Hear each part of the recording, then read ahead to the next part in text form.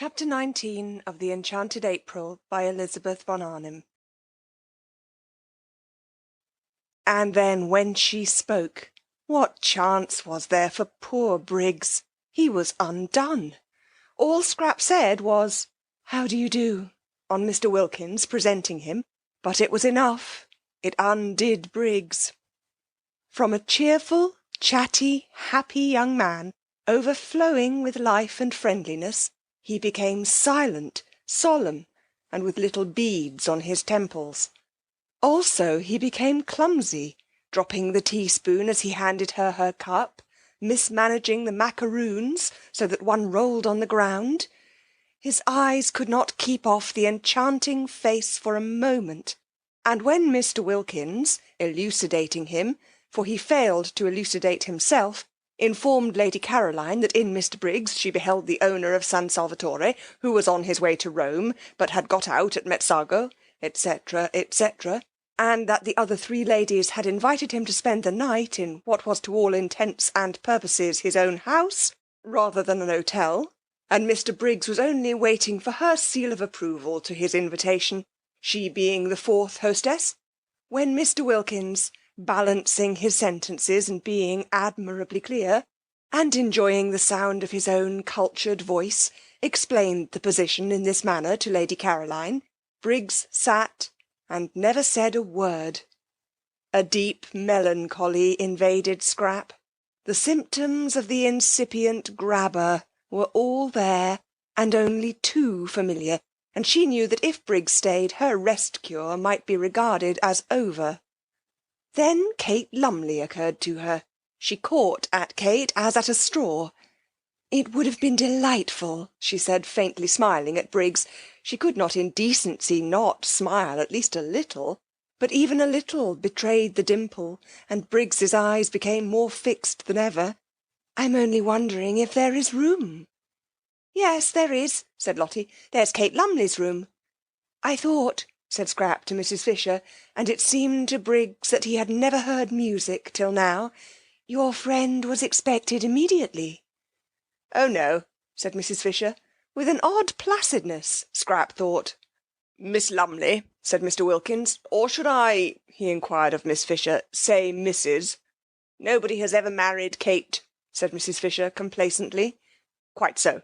Miss Lumley does not arrive to-day in any case, Lady Caroline, and Mr. Briggs has, unfortunately, if I may say so, to continue his journey to-morrow, so that his staying would in no way interfere with Miss Lumley's possible movements." "Then, of course, I join in with the invitation," said Scrap, with what was to Briggs the most divine cordiality. He stammered something, flushing scarlet, and Scrap thought, "Oh," and turned her head away, but that merely made Briggs acquainted with her profile, and if there existed anything more lovely than Scrap's full face, it was her profile. Well, it was only for this one afternoon and evening. He would leave, no doubt, the first thing in the morning. It took hours to get to Rome. Awful if he hung on till the night train. She had a feeling that the principal express to Rome passed through at night. Why hadn't that woman Kate Lumley arrived yet?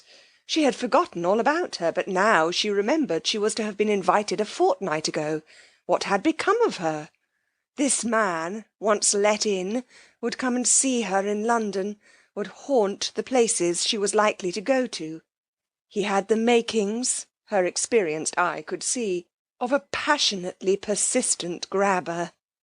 If, thought Mr. Wilkins, observing Briggs's face and sudden silence, any understanding existed between this young fellow and Mrs. Arbuthnot, there is now going to be trouble of a different nature from the kind I feared, in which Arbuthnot would have played a leading part, in fact the part of petitioner, but trouble that may need help and advice none the less for its not being publicly scandalous. Briggs, impelled by his passions and her beauty, will aspire to the daughter of the Droitwiches. She, naturally and properly, will repel him. Mrs. Arbuthnot, left in the cold, will be upset and show it. Arbuthnot, on his arrival, will find his wife in enigmatic tears. Inquiring into their cause, he will be met with an icy reserve. More trouble may then be expected, and in me they will seek and find their adviser. When Lottie said Mrs. Arbuthnot wanted her husband, she was wrong. What Mrs. Arbuthnot wants is Briggs, and it looks uncommonly as if she were not going to get him. Well, I'm their man. Where are your things, Mr. Briggs? asked Mrs. Fisher, her voice round with motherliness. Oughtn't they to be fetched? For the sun was nearly in the sea now, and the sweet-smelling April dampness that followed immediately on its disappearance was beginning to steal into the garden. Briggs started. My things, he repeated. Oh, yes, I must fetch them. They're in Mezzago. I'll send Domenico. My fly is waiting in the village. He can go back in it. I'll go and tell him. He got up. To whom was he talking? To Mrs. Fisher, ostensibly, yet his eyes were fixed on Scrap, who said nothing and looked at no one. Then, recollecting himself, he stammered, I'm awfully sorry, I keep on forgetting. I'll go down and fetch them myself. We can easily send Domenico, said Rose, and at her gentle voice he turned his head. Why, there was his friend, the sweet-named lady. But how had she not in this short interval changed? Was it the failing light making her so colourless, so vague-featured, so dim, so much like a ghost? A nice, good ghost, of course, and still with a pretty name, but only a ghost. He turned from her to Scrap again, and forgot Rose Arbuthnot's existence. How was it possible for him to bother about anybody or anything else in this first moment of being face to face with his dream come true? Briggs had not supposed or hoped that anyone as beautiful as his dream of beauty existed. He had never till now met even an approximation. Pretty women, charming women by the score he had met and properly appreciated, but never the real, the godlike thing itself. He used to think, if ever I saw a perfectly beautiful woman, I should die. And though, having now met what to his ideas was a perfectly beautiful woman, he did not die, he became very nearly as incapable of managing his own affairs as if he had. The others were obliged to arrange everything for him. By questions they extracted from him that his luggage was in the station cloak-room at Mezzago, and they sent for Domenico, and urged and prompted by everybody except Scrap, who sat in silence and looked at no one, Briggs was induced to give him the necessary instructions for going back in the fly and bringing out his things. It was a sad sight to see the collapse of Briggs. Everybody noticed it, even Rose. Upon my word, thought Mrs. Fisher, the way one pretty face can turn a delightful man into an idiot is past all patience. And, feeling the air getting chilly, and the sight of the enthralled Briggs painful, she went in to order his room to be got ready, regretting now that she had pressed the poor boy to stay. She had forgotten Lady Caroline's kill-joy face for the moment, and the more completely owing to the absence of any ill effects produced by it on Mr. Wilkins. Poor boy! Such a charming boy, too, left to himself.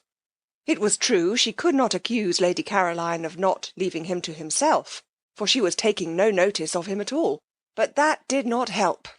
Exactly like foolish moths did men, in other respects intelligent, flutter round the impassive, lighted candle of a pretty face.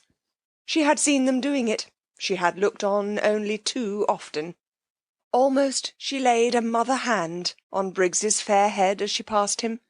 Poor boy! Then Scrap, having finished her cigarette, got up and went indoors too. She saw no reason why she should sit there in order to gratify Mr. Briggs's desire to stare. She would have liked to stay out longer, to go to her corner behind the daphne bushes, and look at the sunset sky, and watch the lights coming out one by one in the village below, and smell the sweet moistness of the evening. But if she did, Mr. Briggs would certainly follow her. The old familiar tyranny had begun again. Her holiday of peace and liberation was interrupted, perhaps over, for who knew if he would go away after all to-morrow? He might leave the house, driven out of it by Kate Lumley. but that was nothing to prevent his taking rooms in the village and coming up every day. This tyranny of one person over another! And she was so miserably constructed that she wouldn't even be able to frown him down without being misunderstood. Scrap, who loved this time of the evening in her corner, felt indignant with Mr. Briggs, who was doing her out of it, and she turned her back on the garden and him, and went towards the house without a look or a word. But Briggs, when he realised her intention, leapt to his feet, snatched chairs which were not in her way out of it, kicked a footstool which was not in her path on one side, hurried to the door which stood wide open in order to hold it open, and followed her through it, walking by her side along the hall. What was to be done with Mr. Briggs? Well, it was his hall. She couldn't prevent his walking along it. I hope, he said, not able while walking to take his eyes off her, so that he knocked against several things he would otherwise have avoided, the corner of a bookcase, an ancient carved cupboard, a table with flowers on it, shaking the water over, that you are quite comfortable here. If you're not, I'll flay them alive. His voice vibrated. What was to be done with Mr. Briggs? She could, of course, stay in her room the whole time, say she was ill, not appear at dinner, but again, the tyranny of this. I'm very comfortable indeed, said Scrap. If I had dreamed you were coming, he began. It's a wonderful old place, said Scrap, doing her utmost to sound detached and forbidding, but with little hope of success.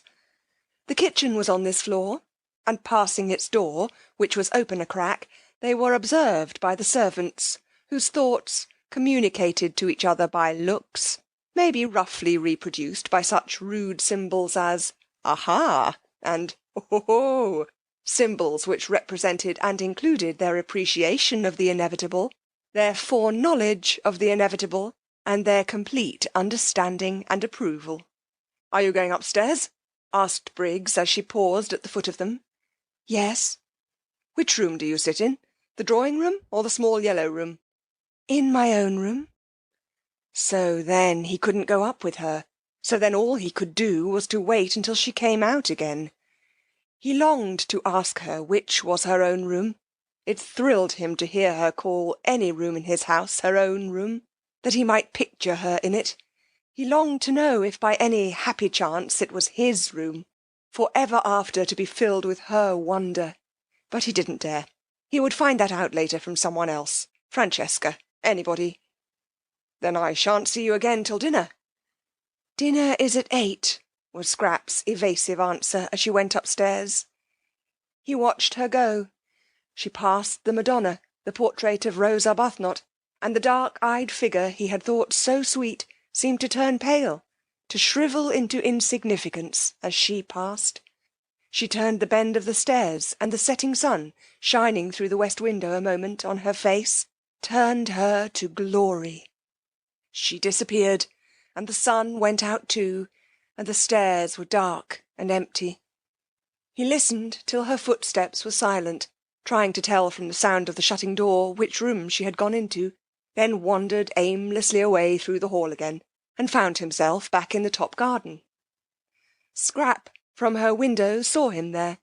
She saw Lottie and Rose sitting on the end parapet, where she would have liked to have been, and she saw Mr. Wilkins buttonholing Briggs and evidently telling him the story of the oleander tree in the middle of the garden. Briggs was listening with a patience she thought rather nice, seeing that it was his oleander and his own father's story. She knew Mr. Wilkins was telling him the story by his gestures. Domenico had told it her soon after her arrival, and he had also told Mrs. Fisher, who had told Mr. Wilkins. Mrs. Fisher thought highly of this story, and often spoke of it. It was about a cherrywood walking-stick. Briggs's father had thrust this stick into the ground at that spot, and said to Domenico's father, who was then the gardener, "Here we will have an oleander." And Briggs's father left the stick in the ground, as a reminder to Domenico's father, and presently, how long afterwards nobody remembered, the stick began to sprout, and it was an oleander. There stood poor Mr. Briggs, being told all about it, and listening to the story he must have known from infancy, with patience. Probably he was thinking of something else. She was afraid he was. How unfortunate! How extremely unfortunate! The determination that seized people to get hold of and engulf other people. If only they could be induced to stand more on their own feet! Why couldn't Mr. Briggs be more like Lottie, who never wanted anything of anybody, but was complete in herself and respected other people's completeness? One loved being with Lottie. With her one was free, and yet befriended. Mr. Briggs looked so really nice, too. She thought she might like him, if only he wouldn't so excessively like her. Scrap felt melancholy. Here she was, shut up in her bedroom, which was stuffy from the afternoon sun that had been pouring into it, instead of out in the cool garden, and all because of Mr. Briggs. Intolerable tyranny, she thought, flaring up. She wouldn't endure it. She would go out all the same. She would run downstairs while Mr. Wilkins, really that man was a treasure, held Mr. Briggs down, telling him about the oleander, and get out of the house by the front door, and take cover in the shadows of the zigzag path. Nobody could see her there. Nobody would think of looking for her there. She snatched up a wrap, for she did not mean to come back for a long while, perhaps not even to dinner. It would be all Mr. Briggs's fault if she went dinnerless and hungry, and with another glance out of the window to see if she were still safe, she stole out and got away to the sheltering trees of the zigzag path, and there sat down on one of the seats placed at each bend to assist the upward journey of those who were breathless. Ah, this was lovely, thought Scrap with a sigh of relief. How cool, how good it smelt! She could see the quiet water of the little harbour through the pine trunks, and the lights coming out in the houses on the other side, and all round her the green dusk was splashed by the rose pink of the gladioluses in the grass, and the white of the crowding daisies. Ah, this was lovely, so still. Nothing moving, not a leaf, not a stalk. The only sound was a dog barking far away somewhere up on the hills, or when the door of the little restaurant in the piazza below was opened, and there was a burst of voices, silenced again immediately by the swinging to of the door. She drew in a deep breath of pleasure. Ah, this was... Her deep breath was arrested in the middle. What was that? She leaned forward, listening, her body tense. Footsteps. On the zigzag path. Briggs finding her out. Should she run? No, the footsteps were coming up, not down. Someone from the village. Perhaps Angelo with provisions. She relaxed again, but the steps were not the steps of Angelo, that swift and springy youth. They were slow and considered, and they kept on pausing. Someone who isn't used to hills, thought Scrap. The idea of going back to the house did not occur to her. She was afraid of nothing in life except love. Brigands or murderers, as such, held no terrors for the daughter of the Droitwiches. She only would have been afraid of them if they left off being brigands and murderers, and began instead to try and make love. The next moment the footsteps turned the corner of her bit of path, and stood still. Getting his wind, thought Scrap, not looking round. Then as he, from the sounds of the steps she took them to belong to a man, did not move, she turned her head, and beheld with astonishment a person she had seen a good deal of lately in London, the well-known writer of amusing memoirs, Mr. Ferdinand Arundel. She stared. Nothing in the way of being followed surprised her any more, but that he should have discovered where she was surprised her. Her mother had promised faithfully to tell no one. You?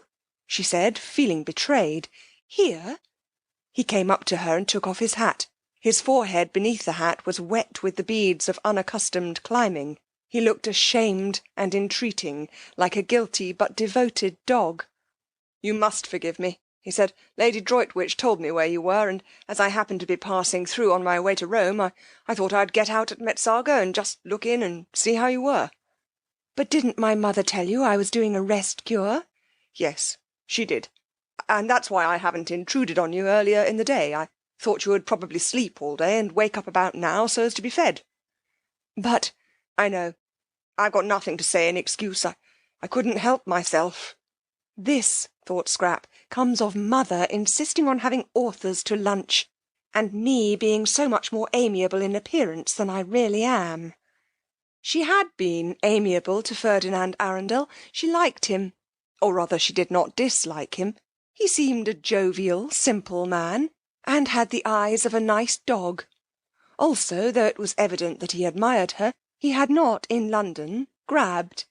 There he had merely been a good-natured, harmless person of entertaining conversation, who helped to make luncheons agreeable.